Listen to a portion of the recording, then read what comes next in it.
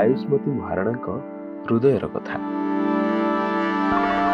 କବିତାର ଶୀର୍ଷକ ମୁଁ ମଣିଷ ଚିହ୍ନିବା ଶିଖେ। ନିର୍ଝରିଣୀ ପରି ନ ହୁଏ ମୁହିଁ, ନିର୍ଝରିଣୀ ପରି ନ ହୁଏ ମୁହିଁ, ନିଷ୍ଠୁର ପଥର ହେବାକୁ ଚାହେଁ। ଜୀବନ ଉନ୍ମତେ ଅସରନ୍ତି ଆଶା, ମୁଁ ଥୁଣ୍ଟା ଗଛଟିଏ ହେବାକୁ ଚାହେଁ, ମୁଁ ଥୁଣ୍ଟା ଗଛଟିଏ ହେବାକୁ ଚାହେଁ। ସୂର୍ଯ୍ୟକିରଣରେ ବିଦଗ୍ଧ ଶରୀର, ସୂର୍ଯ୍ୟକିରଣରେ ବିଦଗ୍ଧ ଶରୀର ଉପଶମ ପାଇଁ ଅମୀୟ ଲୋଡ଼େ।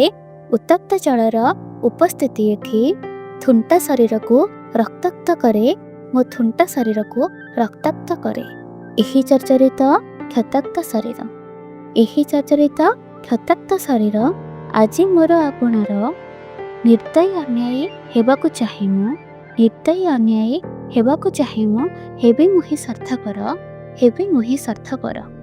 ପୋଥି ଖୋଲି କେବେ ପ୍ରଣୟ ପଢ଼ିନି, ପୋଥି ଖୋଲି କେବେ ପ୍ରଣୟ ପଢ଼ିନି, ତୁଣ୍ଡ ବାଇଦରେ ମୁଁ ଅତ୍ୟାଚାରୀ। ଜୀବନ ଜଞ୍ଜାଳ ବିଷ ପରି ଲାଗେ, ଅନ୍ୟାୟ କିପରି ଦେବି ପାଶୋରେ, ମୁଁ ଅନ୍ୟାୟ କିପରି ଦେବି ପାଶୋରେ।